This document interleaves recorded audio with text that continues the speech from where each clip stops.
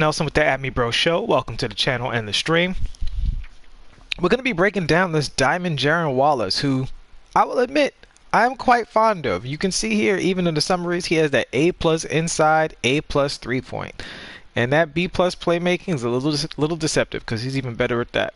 Perimeter D also an A+. Usually I don't look at those grades, but I just think it's kind of like, you know, good. Like you could just tell right away this character's so good. So he's a diamond. You see here with the coach boost, he's all the way up to 96. And let's see what he's bringing to the table. Now the card is a small forward, power forward at 6'7". So he's not the biggest guy at that position, but I think there's a lot of popular 6'7" cards in that role. So he's not really undersized. 6'6" is kind of where I start to feel like I'm not cheesing hard enough, quite frankly. I think in this game, you know, height makes right whenever you can. It's not as important as in previous years, but it's still an advantage to be sure. But 6'7" is not a disadvantage. All right. So his middies are 88 and his 3-pointers are 94. The 94 is excellent. The 88 is not bad, but I do think at an 88, it doesn't leave him room to... He's not Rudy Gay, all right? Like, so that's why I highlight Rudy Gay. And Rudy Gay is a pink diamond as opposed to Gerald Wallace, who's a diamond, so that's fair. But I highlight that about Rudy Gay because I do think that's a dimension of the card that people don't discuss enough. The fact that he's legitimately a mid-range killer. That's not Crash. Crash is more of a 3-and-D, 3-and-dunk kind of guy. So... free throws fine, driving layups excellent, standing dunk is excellent at 75, especially for his position, and the driving dunk full 99. Full goon, just fully obnoxious, crazy person. Ball handle 86, which is great, and then everything else. So now we're just going to look at the strength. So you see no post game, post moves nothing, right? Post hook, post fade, all right? Rebounding is solid though, which is great. Sometimes like his old board not as important. It's really securing those possessions with the defensive rebounds. So that 83 is pretty good, and then 97 perimeter defense, excellent. 81 interior defense, very good. This card should not get bullied very easily. Let me shout out the chat real quick. Matt Skizzy, what's up, homie? No, I don't have a cold. I'm good. It might just be the microphone. It might be the tone of the microphone, but no, I'm straight. Yo, Sir Jam, happy to help, man. All right, so let's keep it going. You know what you're probably hearing? You're hearing the sound of a man who hasn't had coffee yet. That's what you're hearing. I'm suffering. He's got an 80 block, so keep in a 98 steal rating. So we're gonna keep an eye on that because we got to look for that chase down artist, that interceptor. Because with those ratings, if he has those badges, that should make him even better than he appears on paper defensively. A 97 speed. At 6'7", we are truly at the end now because this guy is allegedly a diamond. And it really, if he was a shooting guard, he'd probably be rated as a 99. All right, so let's go ahead and look at these badges, see what they bring into the table. Most importantly, defense. Hall of Fame clamps, Hall of Fame chase down artists. I can't sing the praises of chase down artists enough, man. I have a, you know, like basically everybody now. I have a two-way slashing playmaker. Is that what they're called? Basically the Westbrook build. And let me tell you something, man.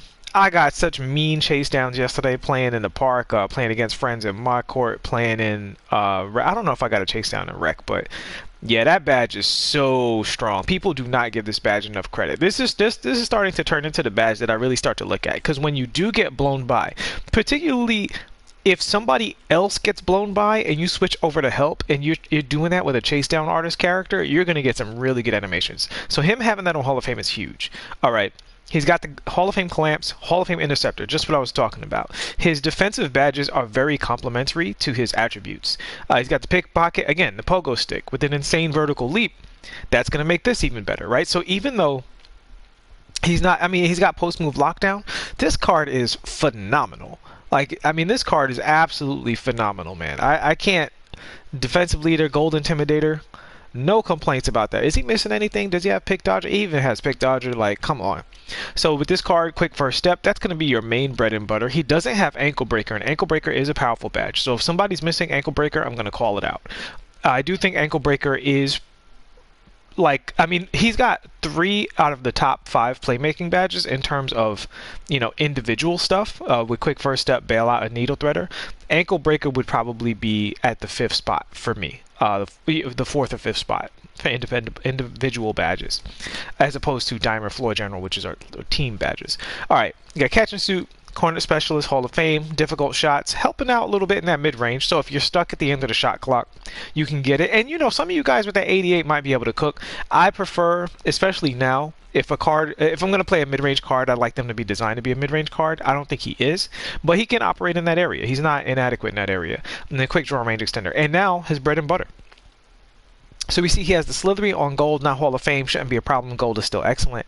He's got the Teardropper, and then we've got Fancy Footwork, Contact, and Consistent Finisher, Fast Break Finisher, Showtime to get that takeover up, Relentless Finisher as well. So I mean, he basically has everything you need. So now, the key is, does he have the animations?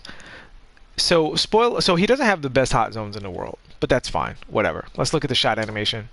Excellent shot animation. Whose is this? Guys, help me out here, because this is somebody's shot. Is this like, it's not Westbrook's, but it reminds me of Westbrook's a little bit. Maybe Aldridge. It's got that super high release, and you guys can see, I haven't even been playing with this character. I've literally greened every shot here, even just trying this out. Like, until of course I commentator curse myself. But that's an excellent shot. Let's look at his moving shot, see how he looks in that mid-range. Oh, that's weird. That's really weird. Yeah, don't want that.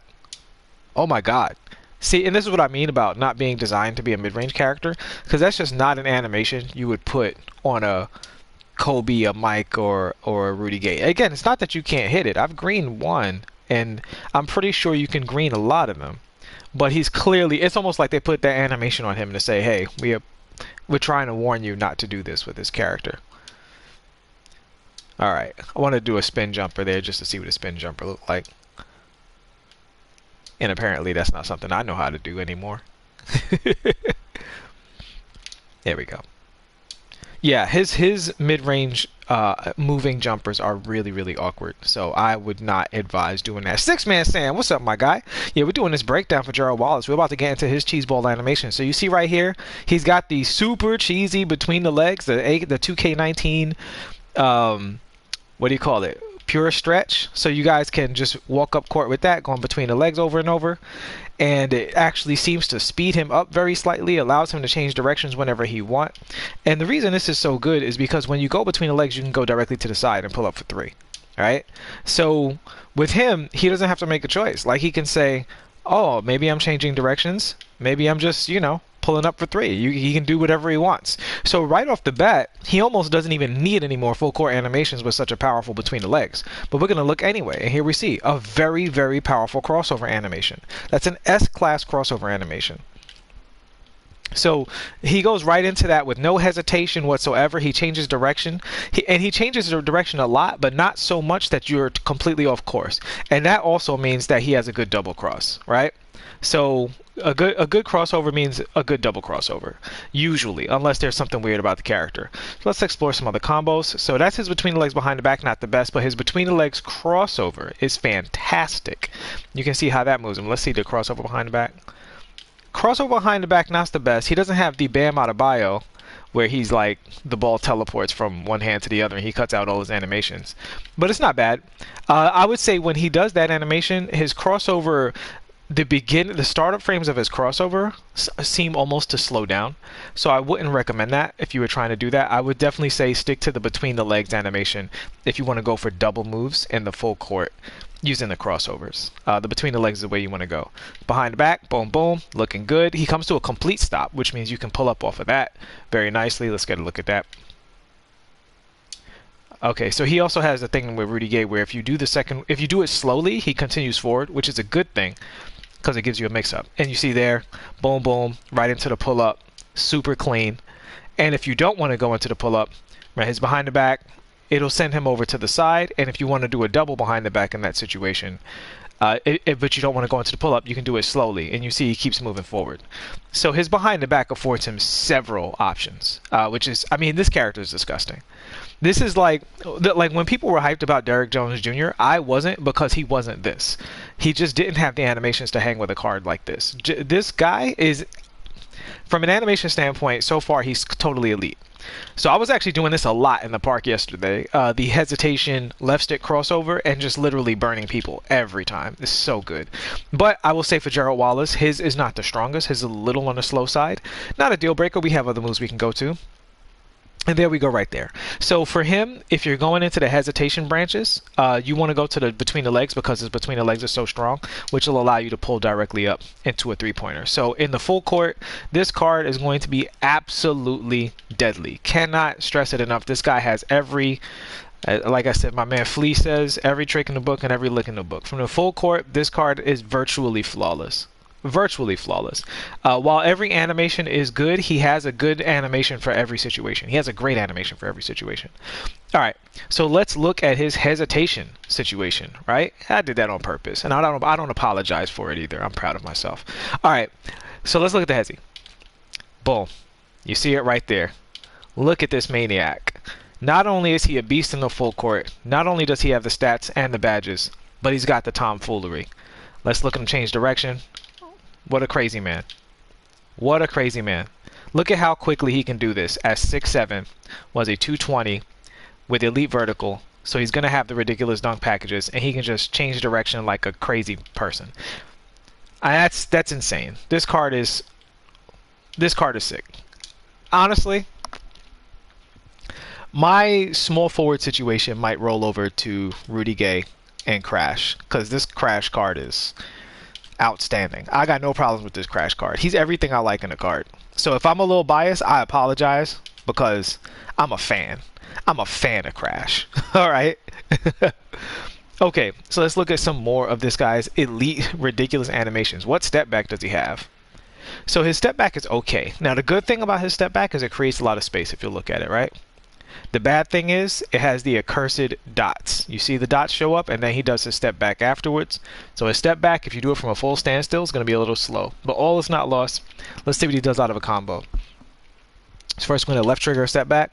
Okay, and there we go. And that's why his step back is actually good, right? Like, just because it's good doesn't mean it has to be good in the same way as everybody's. So Jimmy Butler has the elite step back for creating off the dribble. This guy has the elite step back for getting you into range extender for the shooting.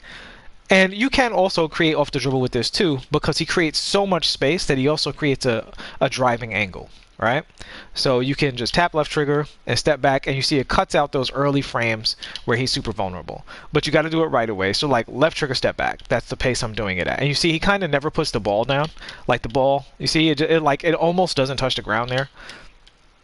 You see that? It like in terms of before the animation, whereas if I do it here, he puts the ball down first almost and then goes backwards. So I do recommend the step back in that situation where you can combo into it. And let's look at it out of the momentum dribble, which will also allow us to look at the momentum dribble.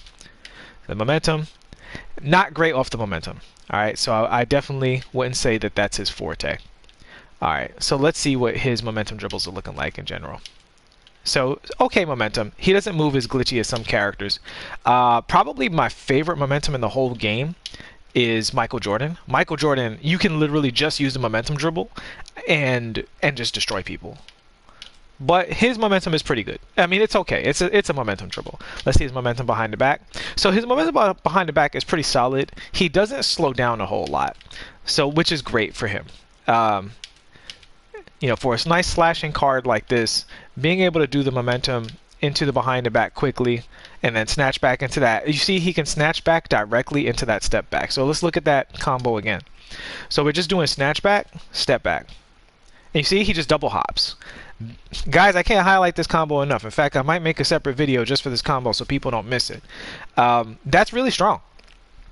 We all know the snatchback is pretty good. The problem with the snatchback is just it's a little slow. So if people jump out on you, you don't have any room. Like you might get a contest. You're kind of guessing. But if you go snatchback into this double hop step, he hops from the free throw line all the way to the three-point line. So you're in fantastic condition with that. So I can't recommend that enough. His snatchback combos directly into his step back, which is an excellent combo for this card. He does not have the killer crossover, regrettably. I think you cursed me. You asked if I had a cold, and now I'm sounding all stuffy. You incepted a cold into me. Okay, so he does have Hall of Fame quick first step. So, out of his crossover, his between the legs, he can launch reasonably quickly, but it's not the best. So that's not his forte.